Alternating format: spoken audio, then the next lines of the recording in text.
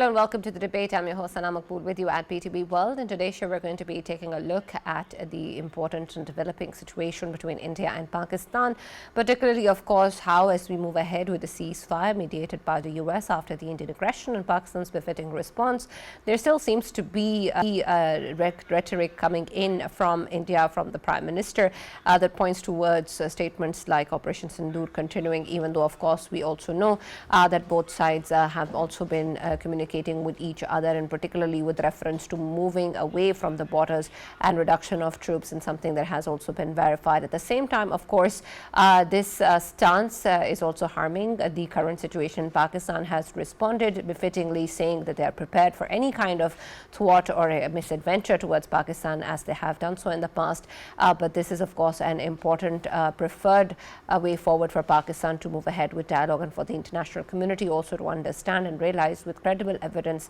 the way that India is involved in terrorist activities in the region, and to move forward with real dialogue on both terrorism in India and illegally occupied Jammu and Kashmir. We've also seen the top civil and military leadership of Pakistan talking about the Indus Water Treaty and the very important aspect of this not being an option at all for India to suspend in any way, as also verified by the President of the World Bank, and also the fact that this will not be something that Pakistan will allow at all. But what, of course, is going to be the practical manifestation of that remains to be seen. At the same time, of course, we also know that there is a lot of engagement with reference to different international capitals of the world, where Pakistan is putting forward its stance, and the way that that is going to be an important aspect in dealing with India in any way. We've seen that the Prime Minister recently, on his recent trip to countries including Turkey and Azerbaijan, and as part of the visit, the Turkey-Azerbaijan trilateral summit that he attended, he has spoken about the importance of these relationships and the countries that have stood by Pakistan, and the fact that the cooperation for peace is also something that is required, and also quite generously also offered by countries like Turkey. But what sort of impact will that really create on the situation still remains to be seen, and will be our focus in terms of how the history has been between India and Pakistan and what ahead. Our next topic is also going to take a look at the situation in Gaza, where the genocide continues. But we've also heard reports coming in from the White House that Israel has agreed to a ceasefire deal, something, of course, that has to be confirmed from both sides, and whether or not this will actually be sustainable. We've heard that it includes a 60-day period where humanitarian aid and food supplies will enter Gaza. Will that happen? Of course, remains to be seen, as we've seen previously also, that a lot of these food trucks and aid were blocked inside Gaza, and whether or not this will lead to any sustainable situation is also a question mark. But we'll talk more about that in the show today. For this and more, as always, in the studios, I've been joined by senior analyst Farooq Batafi and Pracha Faisal, and we've also been joined on Air Commodore retired Basit Raza Abbasi. Thank you very much for joining us and being a part of the discussion, particularly with reference to what is happening between India and Pakistan and how the situation is developing, and then, of course, moving ahead, the impact that it will create, not just in terms of the bilateral relationship, but also in the region. And Basit Saab, I'm going to start with you with reference to what we've seen so far, particularly after the Pahalgam incident, and the way that we've seen these Indian allegations move forward baselessly. It is very, very important to look at the overall picture and what is going on. But of course, the way that we'd like to see this moving forward is one thing, but what realistically has been the history and the way that things evolve still remains to be seen. And I'm hearing that Basit Saab hasn't joined yet, so Faisal, I'm going to take this question to you and get your perspective in terms of what really can be expected from this situation. Yes, Sana, obviously, when we talk about whatever had happened after 22nd of April Pahalgam attack, of course, if we deeply look into it, it was all about India's aggression. India, without probing anything about Pahalgam attack, they simply blamed Pakistan for it, and they thought that world is still living in that era where anything you can blame to a Muslim state, and of course you can attack that Muslim state anywhere, and you can claim that you have actually hit few of the terrorist camps or anything like that. But I think it was entirely about the Pakistani media. We were, of course, part of that, where we actually shown the right picture, the true picture of on ground situation. Of course, we shown to the world that these were the innocent people who were, of course, shot by the Indian side of course, the air to surface missiles they used, and after that, of course, Pakistan had to retaliate, and immediately they were of course in a defensive posture. Pakistan gave a befitting reply, in which of course from some sources they are claiming that there were 5 fighter jets, some are saying 6 and some are now saying 7. And by the way, there is I had a talk with somebody, a senior former officer of Indian Army. Today I had a talk with him, and while talking I asked him the same question, how many fighter jets, because I told him that according to my other sources from within India, they are even telling me the tail numbers of the Rafales, and the tail numbers of the Rafale, which I am going to of course share right now, they are BS 018, BS 021, BS 023 and BS 027. These 4 Rafale air fighter jets, of course they are considered as damaged, which means that they were hit, and if they were hit, these are only the Rafales I am talking about. Then there is a MiG, there is a Su-30, and then there is a Mirage 2000 as well, which is being echoed. So that makes 7.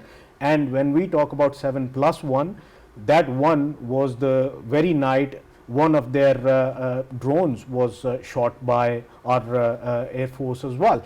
So in this whole scenario, as I have given you the proof, while I was talking to him, and he said to me that, Raja, be it 5 planes or be it 10 planes or 15 planes, whatever the number is, as long as my Air Force and the spokesperson for my Air Force, if they are saying that all of the pilots are safely home, I am okay with it. Reason being, to me, fighter jets don't mean anything, but the fighter pilots mean everything to me, because they are my countrymen. Then I said to him, yes, you're right about it, and that should be the sentiment, which shows that maybe they're ejected themselves out, all of them, as they are very good at ejections. And we have seen in past as well. I mean, February 2019, one of the ejectees was of course in Pakistan, and Pakistan captured him. I'm talking about Abhinandan, and he was given the treatment and the cup of tea as well. And when we talk about this whole scenario, of course India has gone way behind in terms of their the kind of aura they have created, that they have the mightiest air force, they have the mightiest military in the region, and they are the ones who are giving deterrence to everyone. I think that deterrence is gone so behind now that it would take decades to India to of course get back to that kind of aura which they always used to highlight in front of us. Now the situation is that India's aggression has, I mean, already Pakistan and China, they had very good relation, ironclad they always used to consider each other, and brotherly relations. And now they have shown to the world that whenever India would dare to, of course, trigger anything against Pakistan, it would be considered as a two-front war, and of course it would be shown to India in coming future. Right now, the immediate aspect which Pakistan is highlighting from Pakistan side, and today, of course, WAPTA's head, WAPTA's man, he has highlighted as well, and that is related to that if India is going to stop, as they have stopped right now, the voters I'm talking about, then of course, as we have already declared that it will be considered as an act of war, which would be requiring a retaliation from Pakistan side. So to me, I think Pakistan has already given the indication that if India is pursuing with these kind of designs, it will be waiting for Pakistan's resolve later on. So to me, I think situation is quite clear. India, it can use, BJP can use, Modi can use all of these gimmicks for the political mileage or for political sermons. But when it comes to, on the ground situation, of course, they need to be extra cautious about what their steps are. I mean, gaining the political mileage isn't everything they should be looking for. They should be working with Pakistan to maintain peace in the region, and that peace in the region can only be restored by sanity, and Right. that sanity is only required from the Indian side. Pakistan has stated against again and again that we are ready to discuss every aspect of Pakistan and India's conflict on the table rather than with the guns. Right, absolutely. Let us also welcome in the conversation Air Commodore Retired Mr. Basit Raza. Thank you very much for joining us and being a part of the discussion. And I hope that you can also share your perspective with reference to where we stand today after, of course, a very important and integral defeat to India by Pakistan. It is also essential that we manage the current situation and also move forward with credibility and responsibility as we've done so in the past, particularly in terms of the international players and the possibilities of this bilateral relationship of India and Pakistan ever moving forward towards peace and dealing with the issues at the core of the matter, including terrorism and the Indian occupied valley. This is something the Prime Minister recently stated as well. But do you think that that is a possibility with the kind of actions and statements still coming out from India? Uh, my opinion is that the guns have been silenced a few days back, but the war of rhetorics is going on still at full bloom. And the world has now recognized that what Pakistan claimed in terms of military terms is now validated. And initially there were some doubts, but it's many of the foreign media has confirmed Pakistan's claim. So it's very obvious to the world that Pakistan has conclusively beaten the Indians uh, on whatever front they try to sort of entangle us. But at the same time, we showed our peaceful intentions, and we said that we are always ready for negotiations and peace. But if we are attacked, and if there are aggressive designs somebody has against us, we'll sort of reply them with full force and sort of quell those guns and which are pointing towards us. Now the situation is that with American intervention, the ceasefire has been achieved, but no meaningful negotiations have started as yet. The only dialogue, only communication which has been set up is the DGMO's hotlines, and the withdrawal of the forces from the at LOC and other positions is now taking place. And as General Sahir Shimshad has pointed out, that it's almost at a conclusive stage.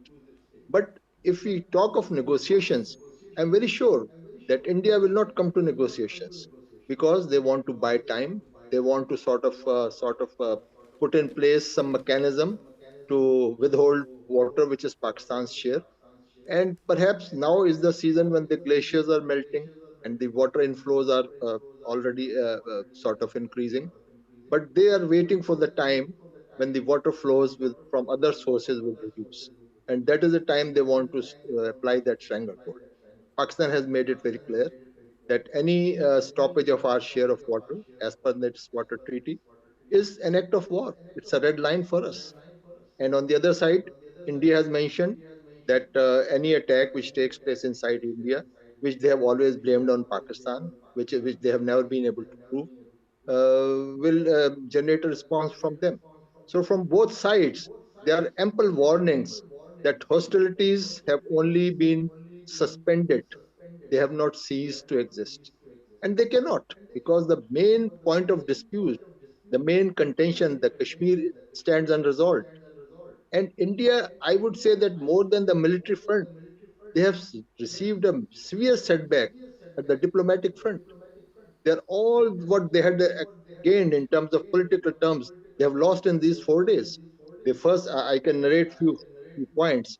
They never wanted Pakistan and India to be, their name should be taken together.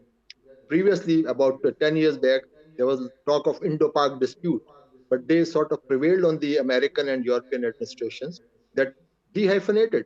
Don't say India, Indo-Pak. Say India separately and talk about Pakistan separately. And they were able to convince them. Instead of Indo-Pak, the Western media started talking of Indo-Pacific. I mean, from this, they sort of attached themselves to Pacific Ocean, and you know what it means. And then they never wanted that Kashmir should be talked about on any international forum, because as per Simla agreement, it's a bilateral issue.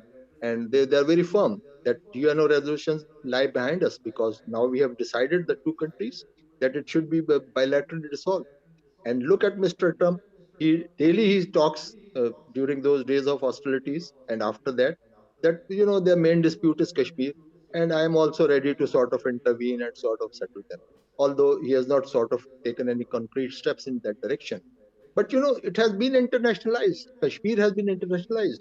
And what Rahul Gandhi said in Parliament, that we sort of, all these years, we made an effort that Pakistan and China should not come close to each other. And now they have come closest to each other. I mean, they have never been that close, especially the way we handled the Chinese equipment and sort of inflicted a crushing blow on the Indians, utilizing his Chinese equipment, and of course, the skill of our pilots, our engineers, and the indigenous systems. So that has actually cemented our already very strong relationship with China. So the short answer to your question is that no, India will not come willingly on negotiation table, and somebody, I mean somebody from the American administration, will have to intervene to force the Indians to come to negotiation.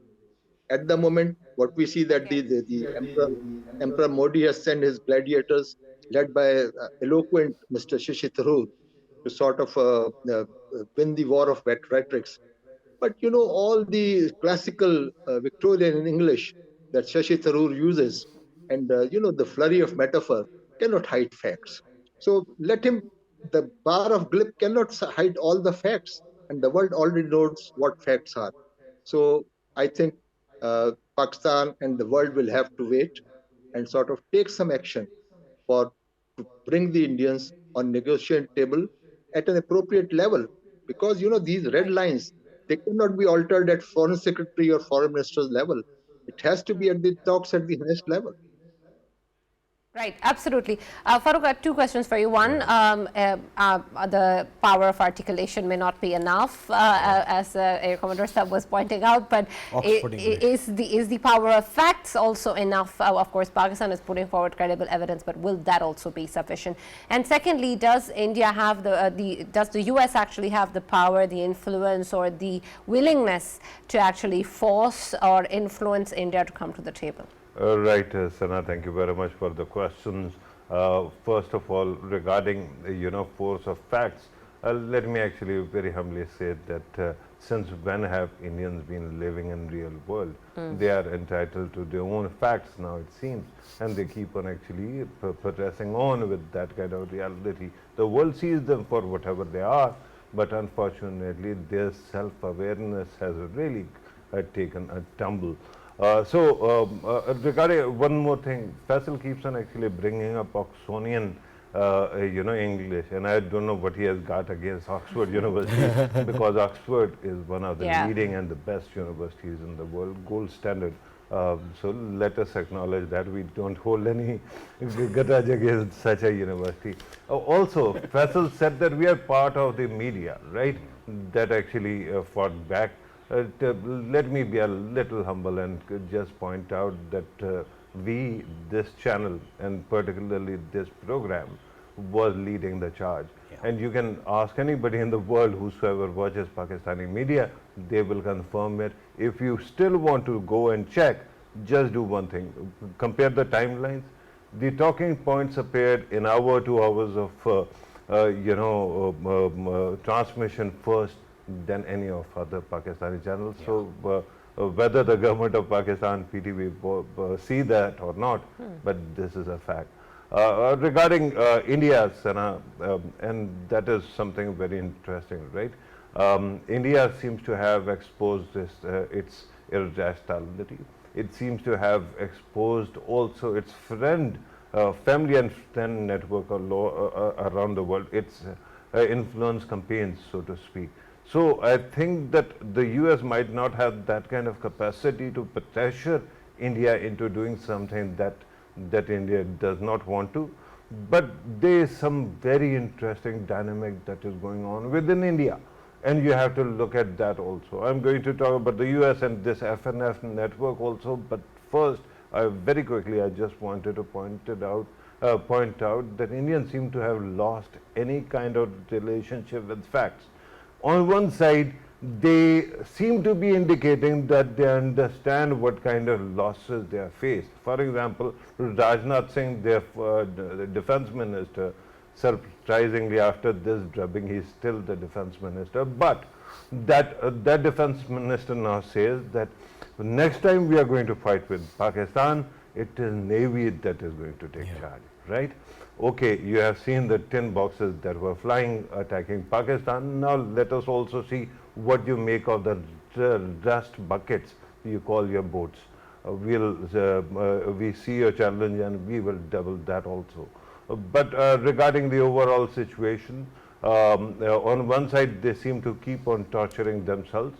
Russia and Pakistan in the middle of all this. Then Russia reports came that Russia is actually going to reinvest in our steel mill, which they had actually, when they were USSR, they had actually helped us build. So they are going to do it, and Indians are once again beating themselves up. Similarly, their delegation went to Colombia, and in Colombia they actually tried to get some kind of criticism of Pakistan.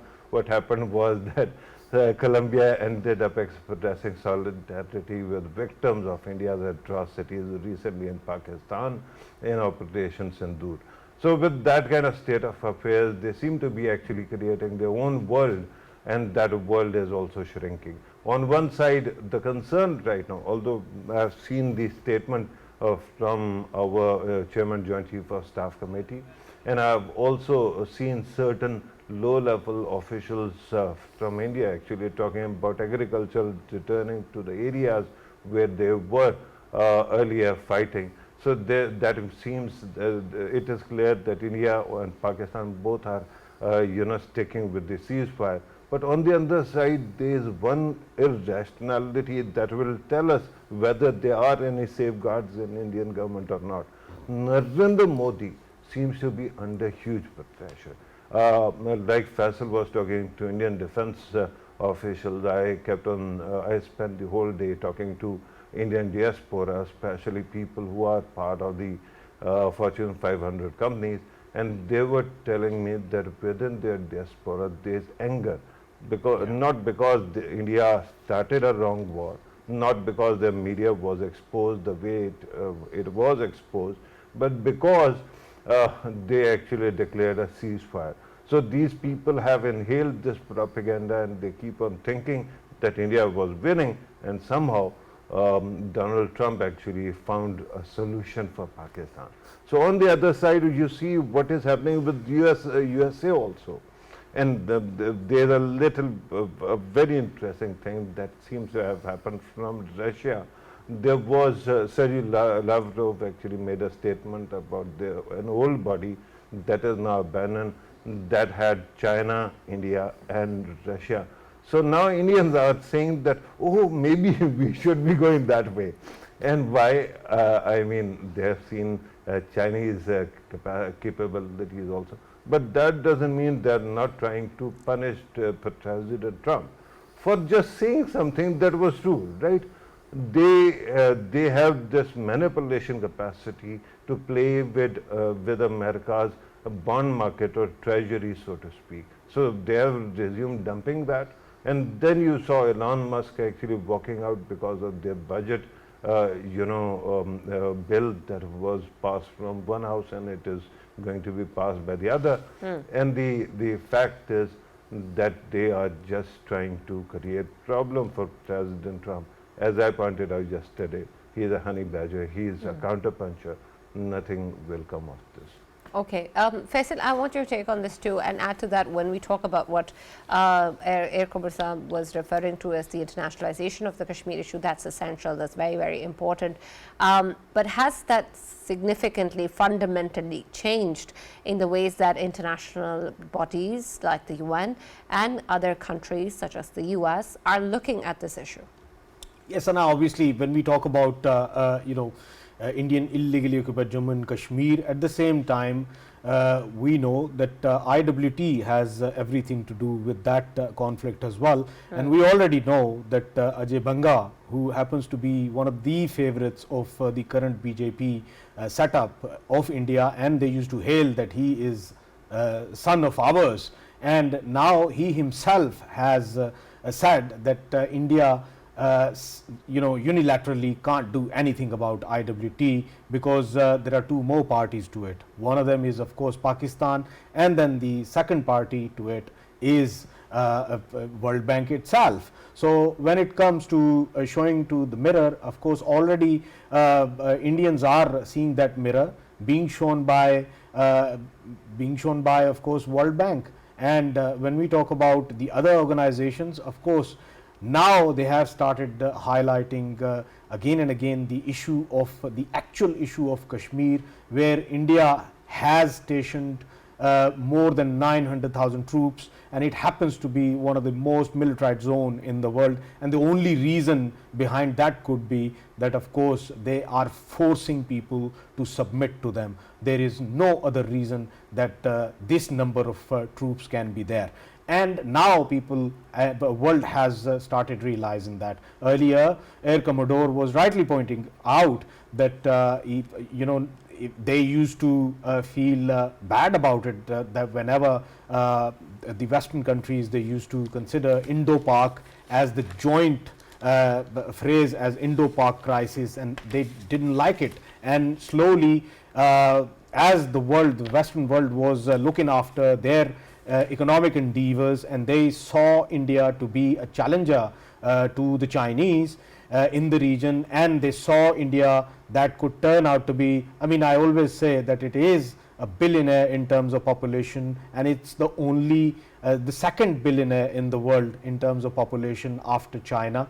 And that aspect they have been highlighting since a long time, that they are the only ones who can challenge China in the region, and they posed as if they can take care of China in the region, and the Westerns should be investing in India rather than anywhere else. And that's why they have been seeing that their economic endeavors, they were being fulfilled, and same goes out for the Western countries as well. But now as they have been utilizing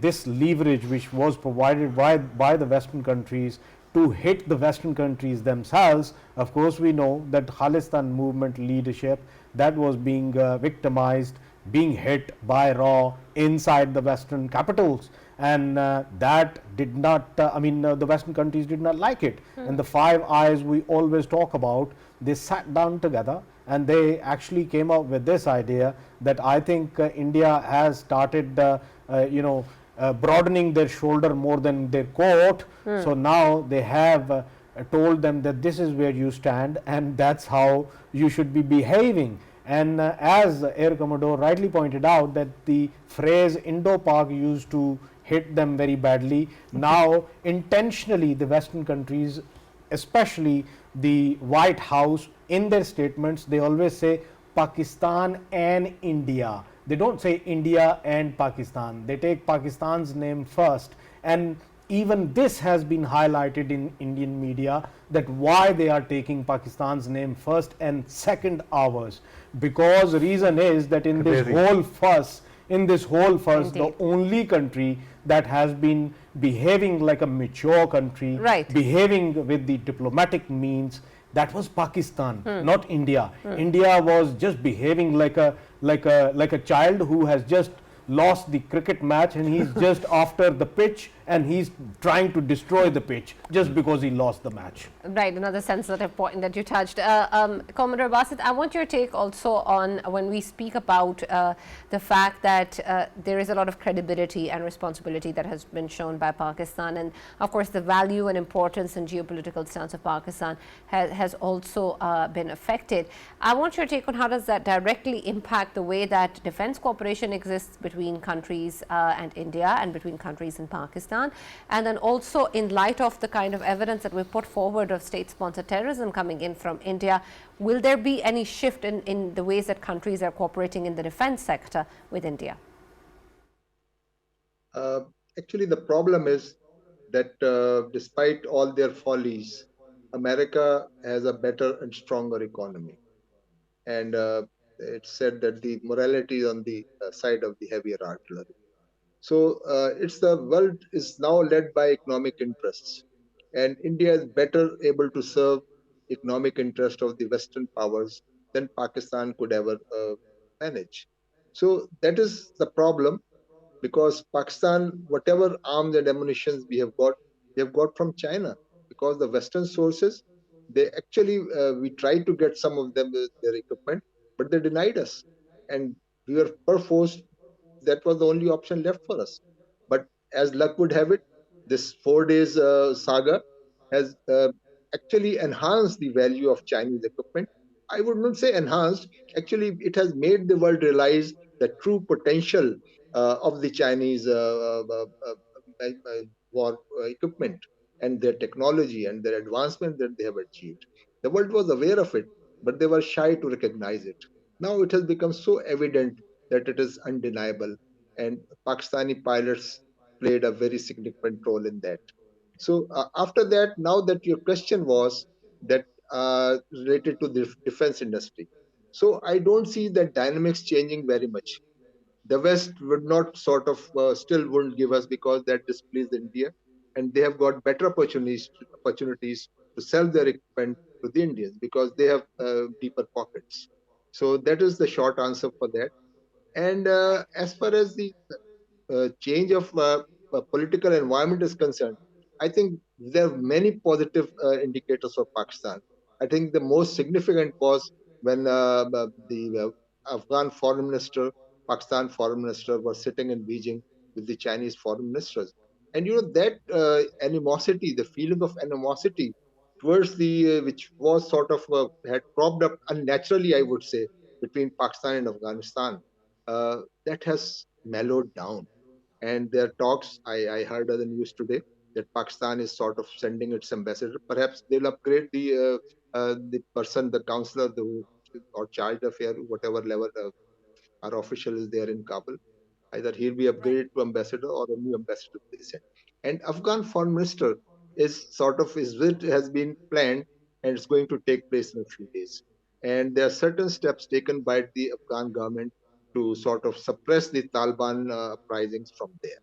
So, and this is one very significant achievement out of this conflict.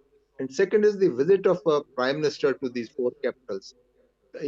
Turkey has always been very strong with us, and that has further strengthened that relationship.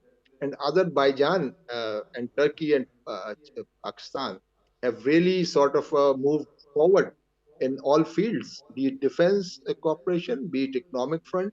The drone technology of Turkey is very significant, and that is very important for us and for anybody in the world. Absolutely. So This these is are yeah, that's very essential, and of course these are big factors that add to the current situation in Pakistan's importance. Thank you very much, Air Commodore Basit Reza, for joining us and being a part of the discussion. And I know, Farooq, that you want some to say something on this as well, but just like yesterday, I'm going to put forward the question for our next segment. We've heard reports coming in, of course, of a U.S. brokered ceasefire in Gaza, and this being allowing a 60-day period for humanitarian aid to flow in. We, of course, have seen previously also what has happened. Whether or not it will be truly respected, whether or not it will actually lead to something sustainable, remains to be seen. What do you make of it so far with what we're hearing? Right, Sarah. Will you allow me to actually respond? Yes, go ahead. To You can respond to that first. Faisal was calling India the second most populous country. Now it is number one. But regarding economy, they actually pulled in the surprise and own goal. They declared that they have become the fourth largest economy, surpassing Japan.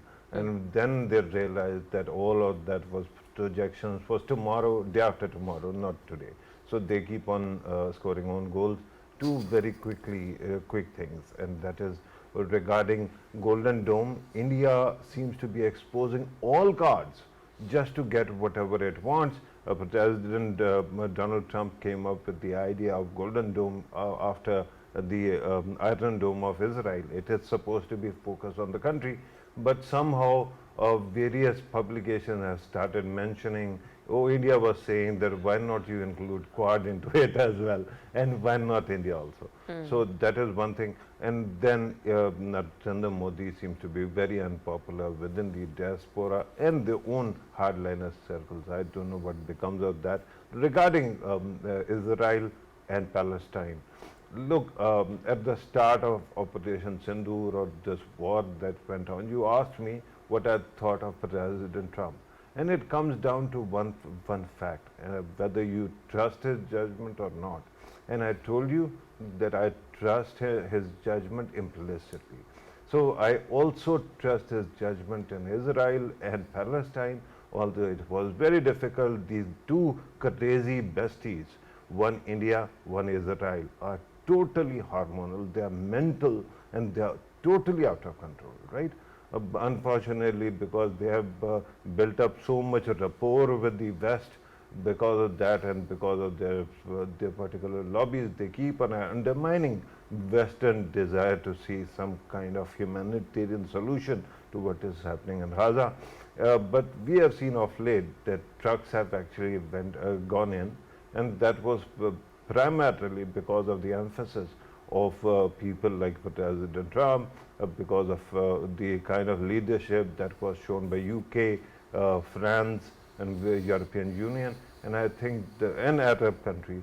I think that in coming days situation will improve, and as I pointed out yesterday, I don't see that Netanyahu will be able to survive this political situation. Right. Thank you so much, Farooq, for joining us and being a part of the discussion. Thank you, Faisal, for being part of the debate. As always, that's all that we have time for. And of course, it remains to be seen what happens, but we will be here to talk about it. And we hope for peace and the end of suffering for the people of Gaza. And of course, an end to this genocide. That's all that we have from the debate. We'll now see you on Monday.